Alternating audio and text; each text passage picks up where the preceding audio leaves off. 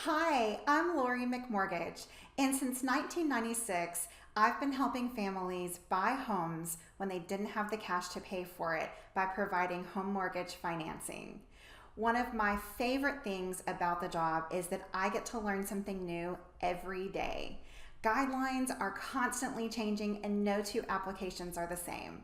So, if you'd like to learn more about the exciting world of mortgage financing, please keep watching, and I hope you enjoy.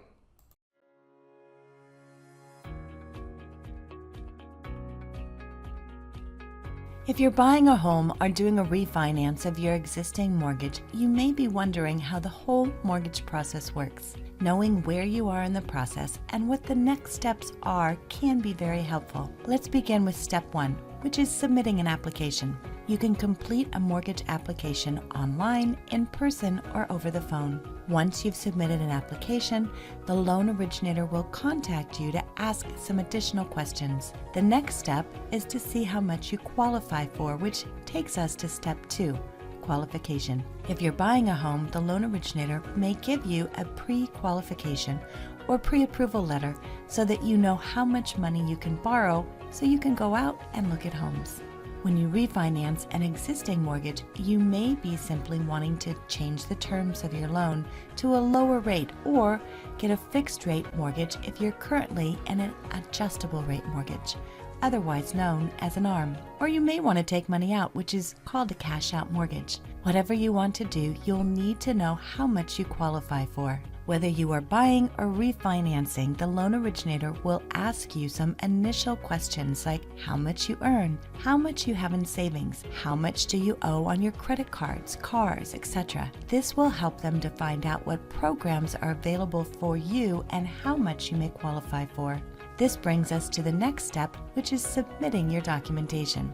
You will begin by sending in your documentation. This is the information your loan originator will need to qualify you for your loan. They will tell you exactly what they need and make it quite simple for you to give it to them.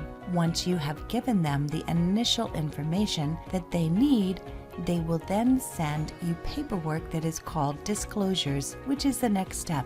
Most mortgage companies use a submission checklist to organize the information contained in the loan. Typically, this documentation will include 30 days of your most recent pay stubs, 60 days of your most recent bank statements for all of your accounts, your previous 2 years' tax returns with all schedules and W-2s, a fully executed agreement of sale for purchase loans, and if you're refinancing, a copy of your most recent mortgage statement and homeowner's declaration page. Each borrower is unique and may require different or alternative documentation given their specific situation, so you may be asked to provide additional documentation as the file goes through processing and underwriting. Which brings us to step 4, which is your disclosures. You will receive a set of disclosures from your loan originator. The disclosures are called a loan estimate and will include all of your costs of the loan. The loan estimate is a 3-page disclosure and must be delivered via email, electronically, or in person. Most companies send disclosures electronically through a secure online portal. The loan estimate details the costs associated with the mortgage. There are other disclosures that are required by law to be sent. It is important to review the disclosures and let your loan originator know if you have any questions. You must let the loan originator know if you have received the disclosures and are ready to move forward. This is called an intent to proceed, which is the next step. The intent to proceed is usually completed electronically, which means that you're ready to move ahead in the process to the next step, which is ordering the appraisal. Once you electronically sign the initial paperwork, your home appraisal will be ordered. Some loan types allow for an appraisal waiver, and if you are fortunate to receive this, then you will not need to order an appraisal. The first step in getting your appraisal will be setting the appointment for the appraiser to come and inspect the home. The appraiser will call you to set a time that's convenient to inspect your home, and you'll be sent a link to pay for the appraisal via a credit card. If you're buying a home, your agent will be contacted to set the appointment. Once your appraisal is ordered, your loan file will then move on to the next stage, which is gathering and reviewing any missing documentation. You may work with the processor, who will be handling your loan file. The processor will review the documentation you've submitted to ensure that the file is complete. The processor's job is to be a liaison between you, the loan originator, and the underwriter who's assigned to the file. The processor looks for proper calculations to ensure the debt-to-income ratio, or DTI, on the loan is accurate, and orders flood certifications, mortgage payoffs, and various other documents. The processor may communicate directly with you and the loan originator to gather any additional necessary documentation for the loan file, which brings us to the next step, which is underwriting. Once a processor has received all documentation necessary to support the information in your loan file, they will submit the loan to the underwriter for approval. In most cases, after underwriting, an initial approval or a conditional approval will be issued. This means that the file is approved, but the approval is subject to certain conditions. The processor and the loan originator will work together to let you know if there's anything else they need from you. Time is of the utmost importance, so if the processor or the loan originator contact you for additional information, you want to be sure to respond to them in a timely manner so that your loan file keeps moving along. It's the underwriter's responsibility to ensure that every loan meets the lender's and investors' required guidelines. The underwriter will review the validity of the appraised value, calculate the income used for the loan, and run various loan fraud checks. If questions arise during this review, the underwriter will request follow-up documentation. It's the loan originator's responsibility to work with the processor to gather any requested information from you to satisfy the conditions that the underwriter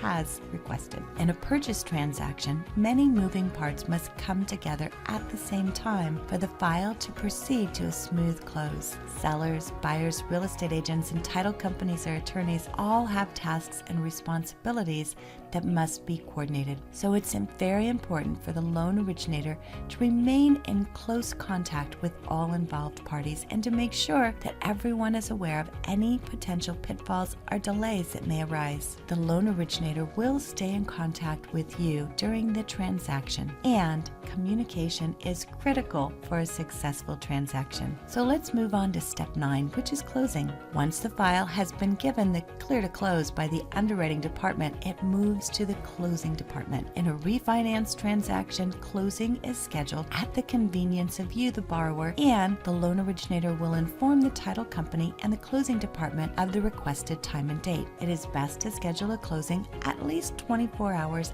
after the clear to close has been given to ensure that you have enough time to be comfortable with the figures in your closing disclosure. In a purchase transaction, the closing date is negotiated between the buyer and the seller of the property, and that date is included in the sales contract. It is the responsibility of the loan originator to ensure that the file is cleared in time to meet the closing date. When the file arrives in the closing department, the closer validates the information contained in the loan origination system. This information will include your rate lock, your fees, and your initial escrow amount. The closer will also run various loan compliance tests to ensure that high cost thresholds have not been exceeded. Once closing instructions are prepared, the closer will ask the loan originator to approve the loan fees prior to sending you your final documents and the final documents to the title company. Once the title company receives instructions from the closer, they prepare the closing disclosure and contact you, the borrower, to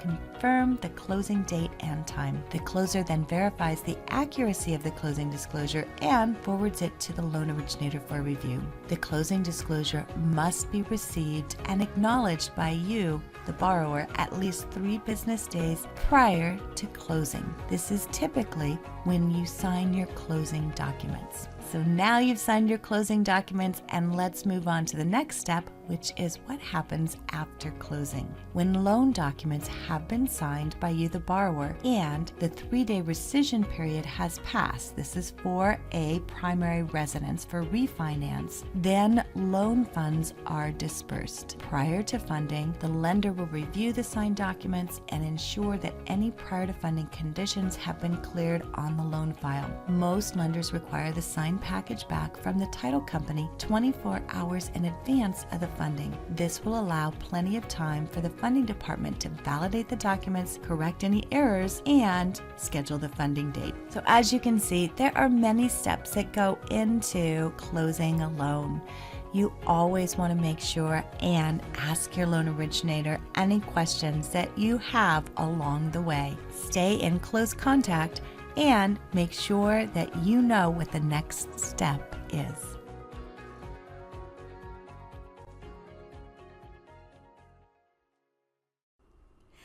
Hi, I'm Lori McMortgage, and I help people buy homes when they don't have the cash to pay for it. If it's your first home, your next home, or your rental home, my team and I will make sure you have the right financing in place and the process is smooth and easy. Thank you so much for watching today. I hope you enjoyed the video, and please reach out to us at the information provided. We can't wait to talk to you.